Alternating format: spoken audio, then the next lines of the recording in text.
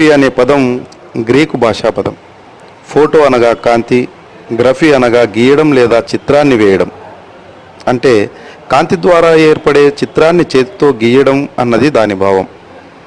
క్రీస్తు శకం 1600 సంవత్సరంలో కెప్లర్ అనే జర్మన్ ప్రఖ్యాత ఖగోళ శాస్త్రవేత్త ఒక గుడారంలో చీకటి గదిని ఏర్పరిచి దానికో రంధ్రం చేసి దానికెదురుగుండా తెల్లటి తెరను ఏర్పాటు చేశాడు.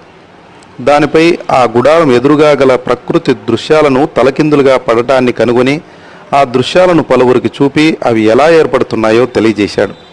అంతేగాక ఆ దృశ్యాలను చక్కగా బొమ్మలుగా గీసి చూపేవాడు. ఆ గుడారం పేరు టెంట్ కెమెరా అబ్స్కురా అని పేరు పెట్టాడు. దీని అర్థం టెంట్తో చేసిన చీకటి గది. టెంట్ అన్నది ఇంగ్లీష్ కాగా, కమరా అన్నది మన ఇండియాలోని హిందీ పదం కాగా, అబ్స్కురా అన్నది లాటిన్ పదం. ఇందులో విచిత్రం ఏమిటంటే మన హిందీ భాషలోని కమరా అనే